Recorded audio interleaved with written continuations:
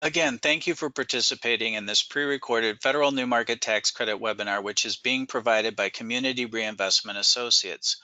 We are providing this webinar in two parts, and this is part 2 entitled Steps in Structuring. Part 1 of our webinar is entitled The Basics. On our website, we also have a 20-minute webinar that provides a big picture view of the New Market Tax Credit Program for those who want an initial understanding of the program. For purposes of taking notes, you may want to download the PDF located in the purple tab, which is located under the orange tab on our website that links to this part 2 of our webinar. This PDF is a copy of the slides used in this part 2. If you are viewing this webinar on YouTube or another website, our website address is set forth at the bottom left side of this presentation. If you have any problems printing the PDF, please contact us and we will promptly email a copy to you. As we discussed in part 1, we are a national financial consulting firm that bridges the financing gaps related to financing real estate and equipment and business and nonprofit operations. We won't repeat what we previously discussed, except to note that to date we have represented small, medium, and large borrowers and closed approximately $1.6 billion of new market tax credit financings over the past 20 years since the inception of the program. Finally, our fees are contingent upon our securing such financing on behalf of our clients. In part 1, we discussed the intent of the program, the economic benefits to borrowers, who and what are good borrower and project candidates, and the legal and underwriting requirements of the program.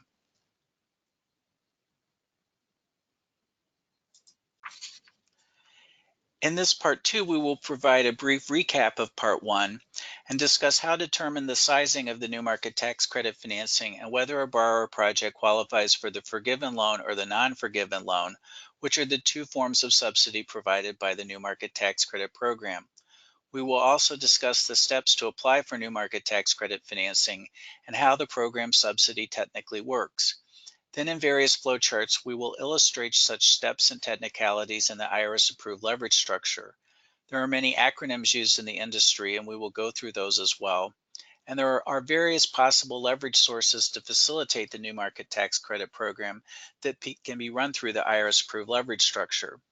We will also discuss and illustrate in flowcharts the unwind of a new market tax credit financing at the end of the 7-year compliance period.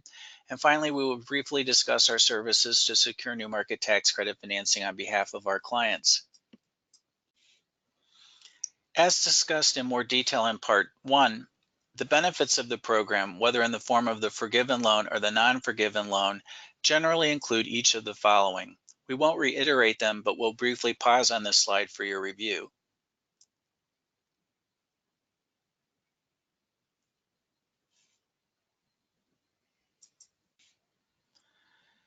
Additionally, we discussed that each of the following are good types of borrowers and projects for the program subsidy because they provide substantial community and economic impacts to residents in low-income communities, low-income persons, and other targeted populations.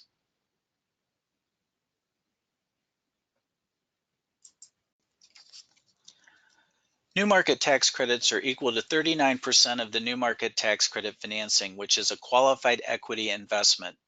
None of the borrower, its affiliates, or owners recognize the tax credits. An investor is typically a financial institution or a large corporation. It is important to note that an investor does not receive a direct or indirect ownership interest in the borrower or any of its affiliates. Instead, an investor receives a direct or indirect ownership interest in an affiliate of the allocatie, which is the entity that received a non-monetary new market tax credit allocation authority award from the CDFI fund. It is this affiliate which directly provides the new market tax credit financing to the borrower.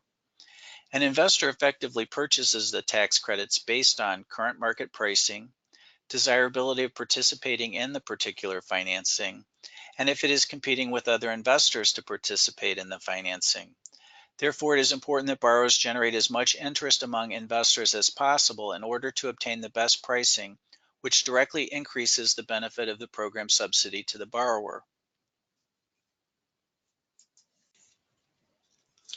New market tax credit financing, which is the qualified equity investment, is equal to the amount of the investor's purchase price for the tax credits and the leverage sources, which include the borrower's other sources of financing, which can include other debt and equity and federal, state, and local subsidies, and 2 years of prior expenditures to the extent that they are primarily depreciable.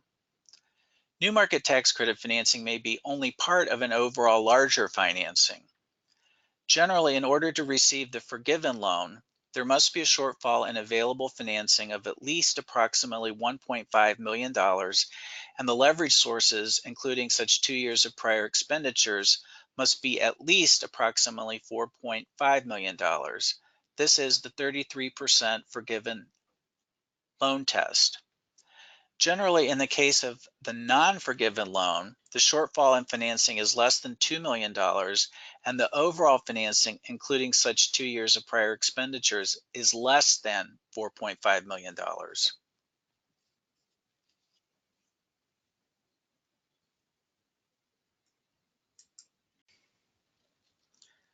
Generally, with respect to the forgiven loan, it only requires approximate 1 to 1.2% interest-only payments during the 7-year compliance period, and it is forgiven at the end of the compliance period. In this part 2, please note that the borrower needs to identify and secure a portion of the new market tax credit financing to be used as leverage in the IRS Approved Leverage Structure.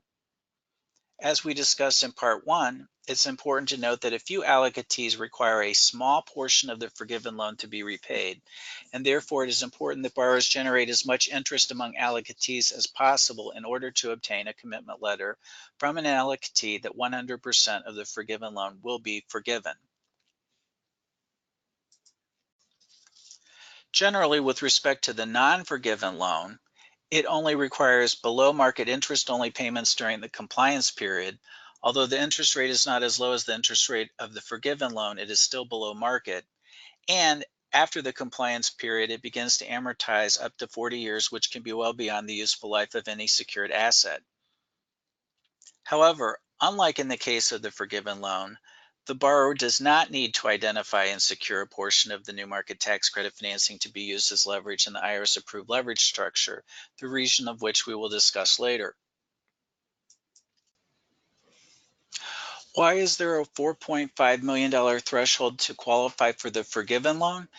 It's because transaction costs and the amount of time to close a new market tax credit financing begins to solely offset the program subsidy benefit at this particular amount of financing.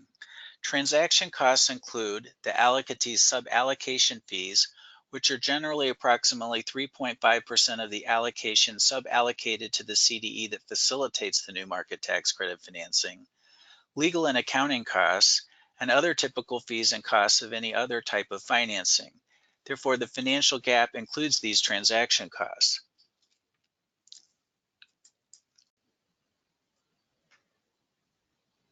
The next few slides describe how the new market tax credit financing is structured differently for the forgiven loan versus the non-forgiven loan, which is difficult to understand. However, upcoming flowcharts will illustrate these concepts, so please be patient. In the case of a forgiven loan, there are actually 2 new market tax credit financing loans that are provided to the borrower. First, the senior loan, and second, the forgiven loan to a single borrower. However, in the case of the non-forgiven loan, only 1 new market tax credit financing loan is generally involved. That's a non-forgiven loan, which is part of a pool of financings to multiple borrowers. The forgiven loan is equal to the size of the new market tax credit financing or the qualified equity investment times the 39% new market tax credits times the pricing of the tax credits. The other loan, the senior loan, is equal to the new market tax credit financing or qualified equity investment less the amount of the forgiven loan. This senior loan is not to be confused with the non-forgiven loan, which is smaller and provided to pools of borrowers, which we will discuss later. The other senior loan is equal to the new market tax credit financing or qualified equity investment less the amount of forgiven loan as previously discussed. For example, if the size of the new market tax credit financing is $10 million and the current market pricing is 84 cents per $1 new market tax credits, then the forgiven loan is approximately $3.3 million. That is the $10 million new market tax credit financing or qualified equity investment times the 39% tax credits times the 84 cents assumed pricing. Therefore, the senior loan is equal to $6.7 million, which is the $10 million new market tax credit financing or qualified equity investment, less the $3.3 million forgiven loan, which is provided by the borrower's other available financing used as leverage and used in the IRS Approved Leverage Structure. Now, with respect to non-forgiven loans, typically new market tax credit financings of $2 million or less occur in connection with new market tax credit financing to a pool of borrowers. Each borrower generally receives a single non-forgiven loan with a principal amount between $1 million and $2 million, a below market interest rate, and a longer than standard maturity date, which can be up to 40 years. However, in a few circumstances, these pools of borrowers may receive not just a non-forgiven loan, but also a smaller forgiven loan, although the principal amounts may vary from the percentages of principal amounts compared to new market tax credit financings over $4.5 million. So, for example, if a $1 million new market tax credit financing is provided to a pool borrower, the non-forgiven loan might be $800,000 or 80% of the new market tax credit financing, and the forgiven loan might be $200,000 or 20% of the new market tax credit financing.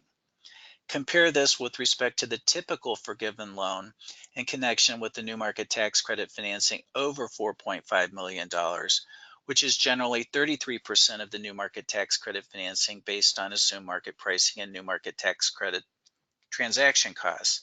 So you're comparing a 20% forgiveness rate compared to a 33% forgiveness rate. However, in the context of non-forgiven loans in these smaller transactions, having any forgivable piece is the exception rather than the rule.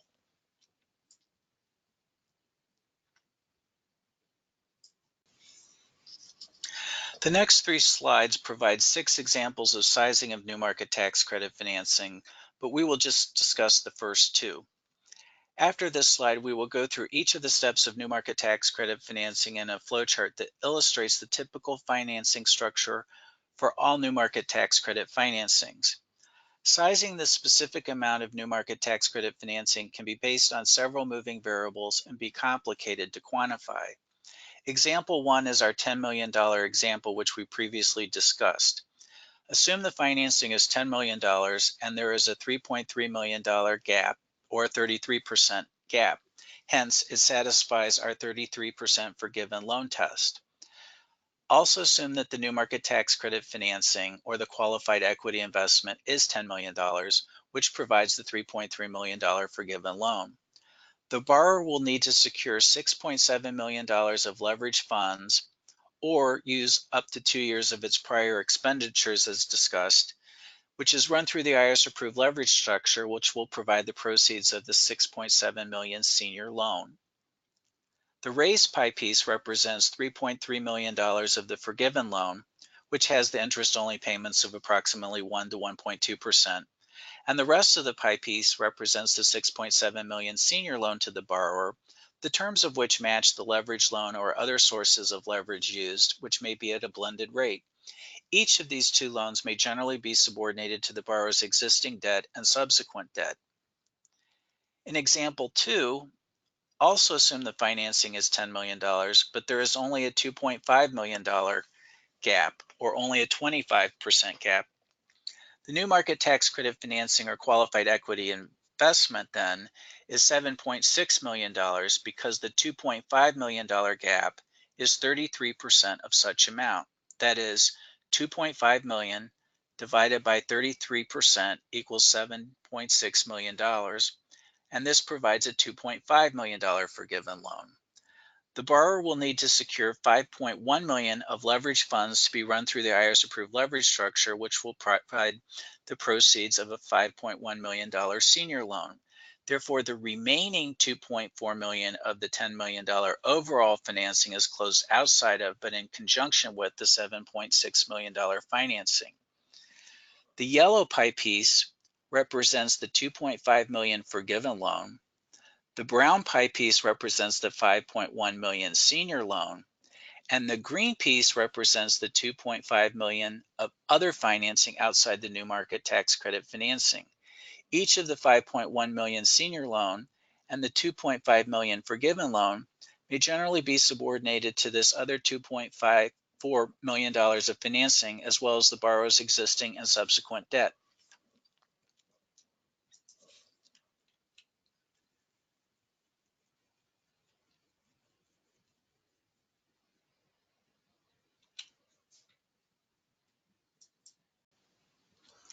Each of the steps related to the new market tax credit financing in connection with the forgiven loan apply to those of the non-forgiven loan, except the borrower does not have to provide any source of leverage funds to be run through the IRS Approved Leverage Structure. The next 4 slides provide each of the steps in a new market tax credit financing. However, we will glide through them and discuss and illustrate them in a flowchart. These steps are set forth on our website as well.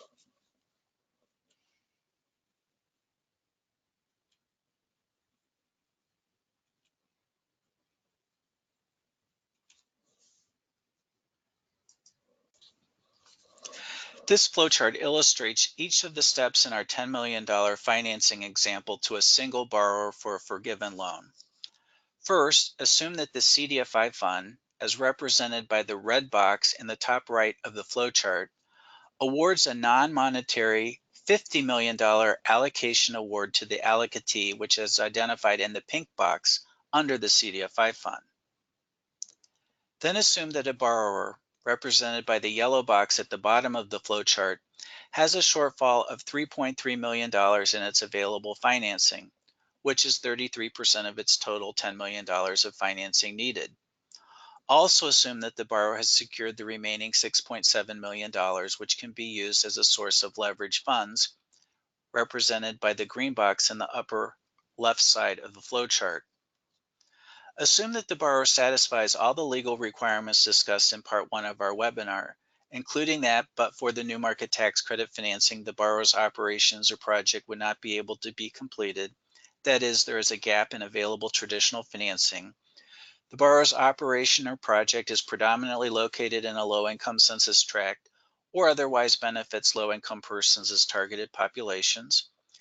The borrower is a qualified active low-income community business, that being that it satisfies the 5% requirements with respect to gross income, tangible property, employee services, collectibles, and non-qualified financial property, or as otherwise adjusted by the targeted population's alternative test. Assume the borrower's trade or business is a qualified business, such as manufacturing, healthcare, grocery, mixed-use, educational, community-oriented, renewable energy, or recycling, and that the new market tax credit financing will be used for permitted uses such as the construction, renovation, or expansions of real estate, or the purchasing, refurbishing, retrofitting, or leasing of equipment, or funding working capital, inventory, and staffing. Additionally, assume that the borrower satisfies the underwriting requirements discussed in Part 1 of our webinar, including that the borrower's operations or project are shovel-ready, thus there are no significant contingencies. The low-income census tract is characterized by high distress criteria, such as being characterized with a poverty rate of over 30% or being located in a rural community. There will be substantial community and economic impacts that will be realized, such as job creation, and vital consumer and community goods and services such as healthcare, grocery, education will be provided to the residents in the low-income community, low-income persons, or targeted populations, and that the borrower project, as applicable, is strongly supported by the local community. Assume that the borrower identified investors, allocatees, and leverage lenders whose service areas and underwriting criteria closely match the borrower's financing's facts and circumstances. The borrower's proposed new market tax credit financing was highlighted in an allocatee's new market tax credit allocation application to the CDFI fund, or has otherwise been on the radar screens of these new market tax credit transactions participants, and was able to then obtain the best terms as a result of competition among investors and allocatees. Now assume that this allocatee in the pink box provides the borrower with a commitment letter to sub-allocate $10 million of its $50 million allocation award for this particular $10 million financing. This would generate $3.9 million of tax credits. The allocatee then spins off a separate CDE for this $10 million financing. The CDE is represented by the purple box. The remaining $40 million of the allocatee's allocation award will be used for other borrowers and projects and other financings. Then assume the borrower, represented by the blue box at the top of the flowchart, agrees to participate in the $10 million financing and agrees to purchase the $3.9 million of tax credits for 84 cents per $1 tax credit, which would be $3.3 million, which is the $3.9 million of tax credits times the 84 cents assumed market pricing. Therefore, the investor makes a $3.3 million capital contribution down to its wholly owned investment fund, which is represented under the new market tax credit investor in the orange box.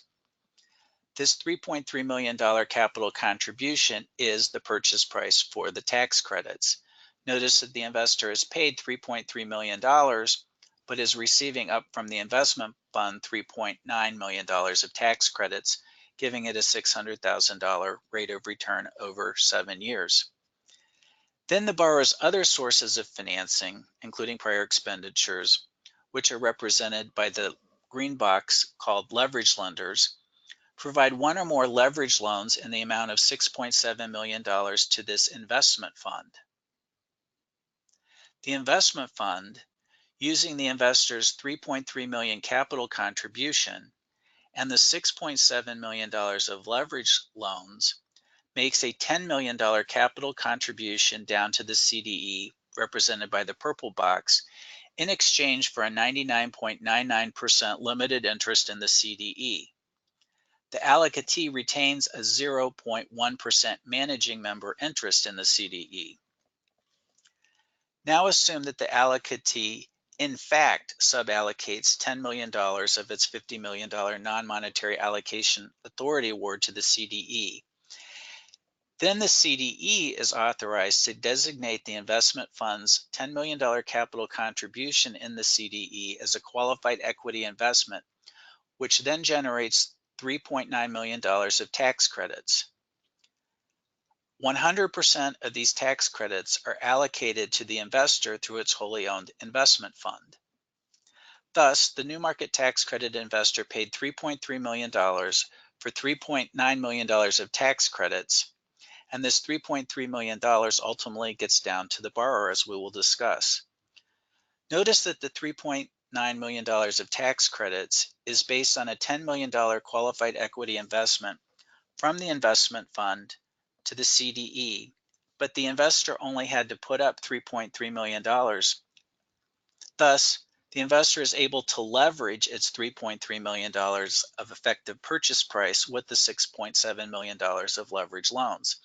This is the purpose and benefit of the IRS Approved Leverage Structure. Now, the CDE, which is the purple box, uses the proceeds of the $10 million qualified equity investment to make two loans to the borrower. First, a $6.7 million senior loan, the terms of which match those of the leverage loan, including any rate of interest or blended rate of interest. And second, the new market tax credit program subsidy, which is in the form of a $3.3 million forgiven loan, which also benefits from the non-traditional and favorable terms and flexible underwriting criteria that we've discussed. Each of these two loans are called qualified low-income community investments, as defined in the Internal Revenue Code. Although these are qualified low-income community investments, they are in fact debt, and there should be no inference or concern that the investor, allocatee, or CDE has any ownership interest in the borrower.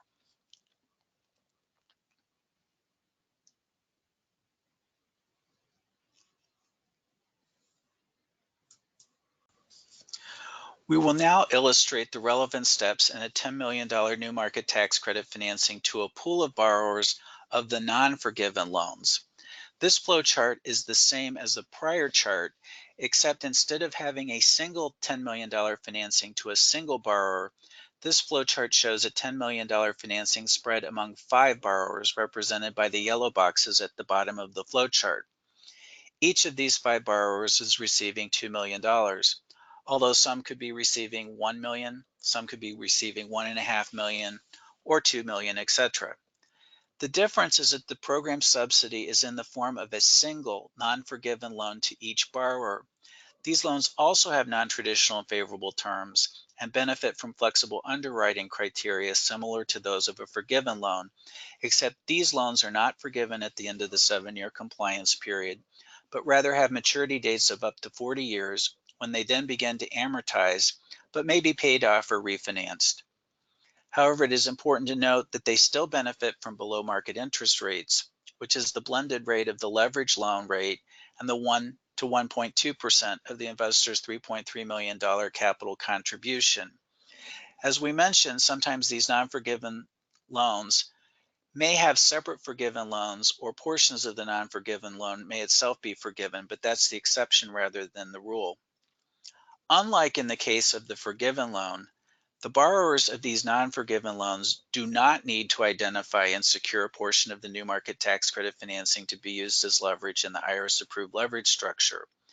This is because if a pool of several borrowers provide their own sources of leverage, the financing becomes too complex by having too many different lenders for smaller transactions. In these scenarios, generally the investor, allocatee, or one of their affiliates is the leverage lender. They are willing to take on such risk because of the diversification of borrowers with smaller loans, rather than taking on the risk of a single borrower in a much larger financing.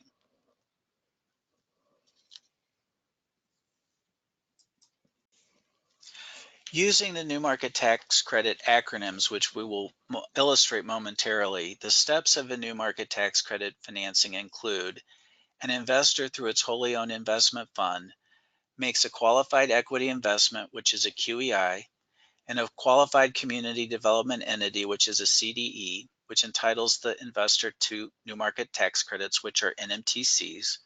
Then the CDE uses the qualified equity investment proceeds to make 2 qualified low-income community investments, which are known as QLICs, in the form of a senior loan and a forgiven loan, or a series of QLICs in the form of non-forgiven loans, to 1 or more qualified low-income community businesses, or a QUALIC-B, which uses the QLICs for its project or business, which is predominantly located in a low-income community, which is a LIC, and benefits residents of low-income communities and or targeted populations, including low-income persons, which are known as LIPs.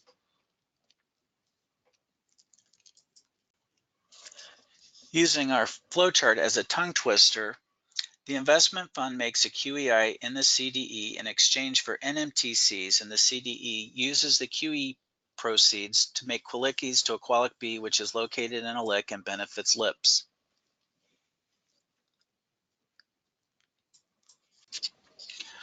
With respect to the forgiven loan, identifying and securing sources of funds for the leveraged loan is the most challenging aspect of the new market tax credit financing, because leveraged lenders are subject to certain rules and requirements that we will illustrate in the following flowchart.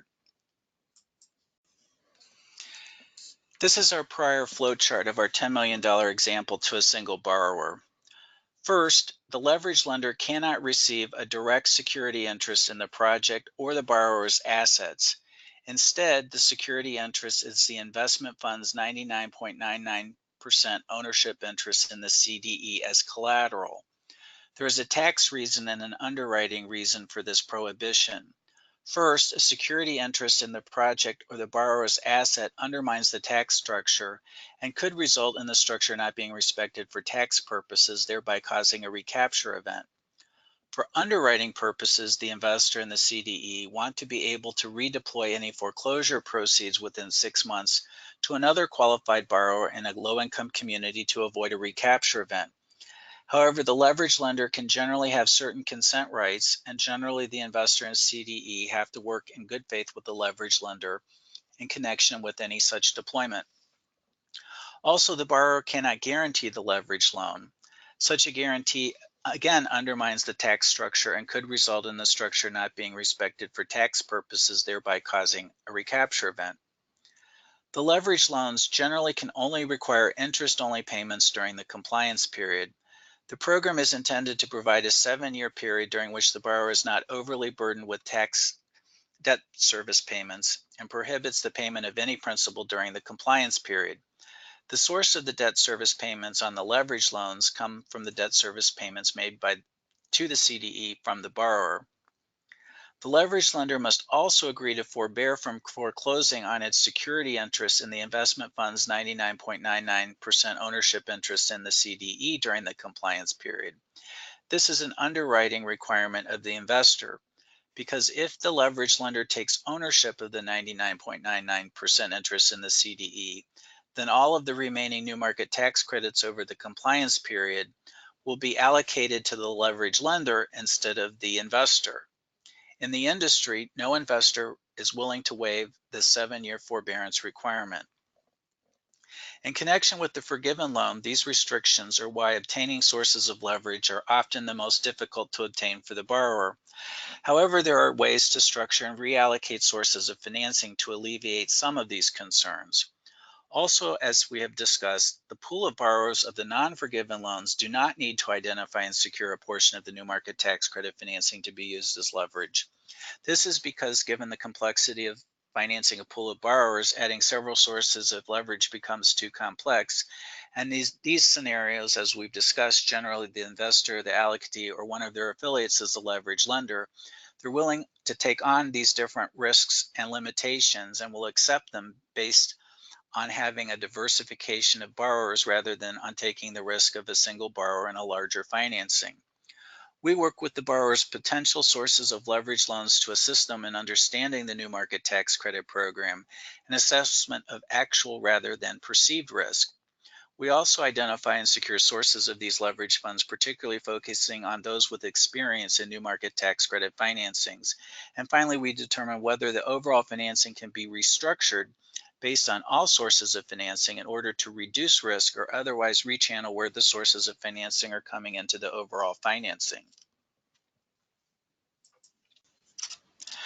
The CDFI fund prevents certain prior expenditures to actually be used as deemed leverage because the fund recognizes that those requesting new market tax credit financing have presumably had issues over time securing such financing. Therefore, this rule effectively looks at the new market tax credit financing as occurring over a 2-year period, and the borrower effectively gets credit for prior expenditures. Specifically, borrowers are permitted to use up to 2 years of prior expenditures as a deemed leverage loan if such expenditures directly apply to what is being financed and are primarily, that is, more than 50% capitalized, which means depreciable. For example, if a borrower has incurred $5 million of capitalized expenditures and $2 million of non-capitalized expenditures 2 years prior to the funding of the new market tax credit financing, the borrower may use the entire $7 million of its prior expenditures because $5 million is 71% of the total $7 million of prior expenditures. In our prior example, leverage was needed for $6.7 million. So if a borrower has already incurred $7 million, it could do 100% new market tax credit financing just relying on its prior expenditures. It is not often that these types of financing actually occur. Now in example 2, assume a borrower has incurred $2 million of capitalized expenditures and $5 million of non-capitalized expenditures 2 years prior to the funding of the new market tax credit financing. In this case, the borrower may use $3.9 million of its $7 million of prior expenditures because the $2 million of capitalized expenditures is 51% of $3.9 million of its prior expenditures. That is, $2 million divided by 51% equals $3.9 million.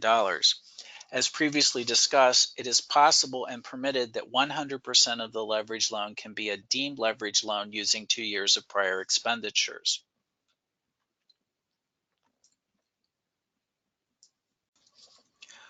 We will not discuss this flowchart in any specific detail, but this is an example of how creative and complex a new market tax credit financing can be, which is a good thing because it results in the most efficient uses of a borrower's sources of financing. As we discussed, almost all new market tax credit financings are facilitated by the IRS Approved Leverage Structure. Often a new market tax credit financing may have a multitude of available sources of financing, which can create complicated structures. This flowchart illustrates multiple allocatees, CDEs, leverage lenders, and other sources of financing, as well as organizational restructuring and other structuring, so that the underwriting, legal, and tax requirement for each type of source of financing is addressed, but also is structured in such a way that the borrower receives the maximum program subsidy and efficient uses of all capital given these multiple requirements.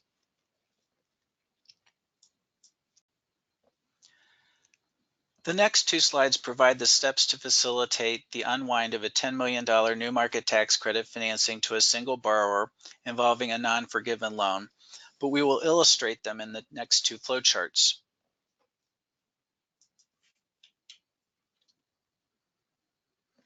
As illustrated in this flowchart, after the compliance period, the investor, which is represented by the blue box, sells its 100% ownership interest in the investment fund to an affiliate of the borrower, represented by the yellow box at the top right side of the flowchart, for a nominal amount such as, let's say, $1,000. And the allocatee, represented by the pink box, sells its 0.01% managing interest in the CDE to the same affiliate for a nominal amount, and let's just say that's $100.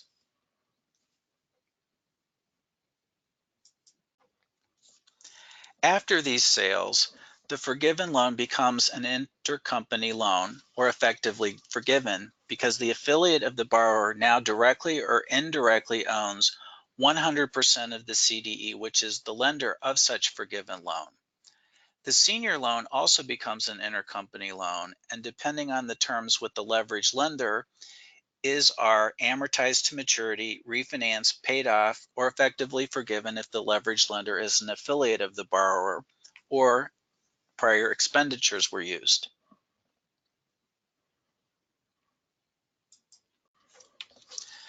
Now, with respect to a pool of borrowers, using our $10 million example of non-forgiven loans to a pool of borrowers, at the end of the compliance period, the new market tax credit financing unwinds among the investor, the allocatee, and the leverage lender without any involvement of the borrower or any of its affiliates.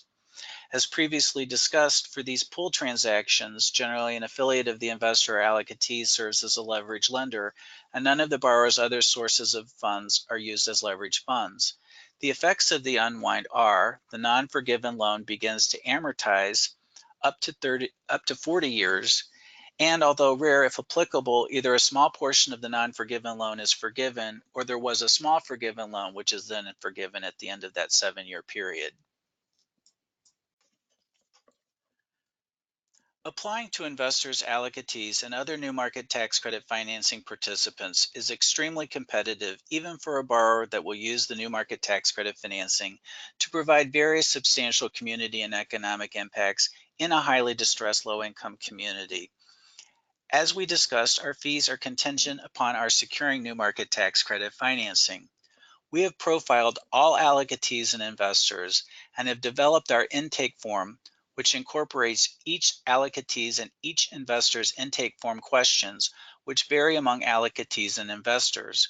This permits us to timely and strategically complete our targeted allocatees and investors' intake forms in an efficient, timely, and strategic way. We are able to use our continually updated profiles of allocatees and investors to persuasively respond to their intake form questions and obtain and provide required due diligence materials in order to support our borrower clients satisfy our targeted allocatees and investors' particular underwriting requirements. These requirements may or may not be reflected in their intake forms. However, we are aware of any non-published underwriting requirements based on our prior experience with these allocatees and investors and continual dialogue with them. We also have significant experience in writing grants and reviewing grant applications on behalf of the CDFI fund, including applications submitted by potential allocatees each year. This provides us with a background that permits us to provide a persuasive and cohesive narrative, which is supported by necessary and critical analysis of our borrowers' clients' particular facts and circumstances in connection with submitting new market tax credit financing applications to allocatees and investors. Upon engagement, we will provide our client with our comprehensive intake form, answer our client's questions in connection with completing such form, answer many of the questions ourselves based on our research to support that the structure of the overall financing satisfies legal, tax, underwriting, and structuring requirements, including that all of the allocatees, investors, and leverage lenders' unique underwriting requirements will be satisfied.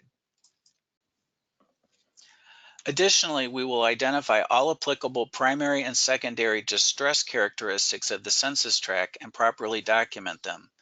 We will qualify and quantify direct and indirect community and economic impacts based on third-party or industry standard modeling. We will independently confirm that there is strong local support. If applicable, we will confirm and document that there will be or could be catalytic subsequent economic and community development as a result of the new market tax credit financing. Confirm that all other relevant facts and circumstances are supported and documented, and manage the overall financing from start to finish. We will also identify and solicit allocatees for maximum suballocation of their new market tax credit allocation awards, maximum forgiveness of the forgiven loan, optimal economic terms, optimal flexible financial underwriting criteria, and low suballocation fees. We will also identify and solicit investors for optimal new market tax credit pricing. The higher the price, the higher the program subsidy for the borrower. Optimal financial terms and optimal flexible financial underwriting criteria. And we will also identify and solicit leverage lenders to the extent that our client has not identified leverage lenders for the amount of leverage fund needed or doesn't otherwise have 2 years of prior expenditures for a deemed leverage loan. This is to get optimal interest rates, other optimal financial terms, and optimal flexible financial underwriting criteria. Again, we quarterback each new market tax credit financing from start to finish, and our fees are contingent upon our securing such financing on behalf of our clients. If you have any questions regarding this presentation, please email us or click the green tab entitled Contact Initial Intake Form, which is located at the top right side of our main website page. Additionally, upon request, we provide live webinars targeted towards specific industries and borrowers, during which participants may ask questions. These webinars are at no cost. Again, thank you for taking the time to participate in our webinar, and this now concludes part 2 of our webinar.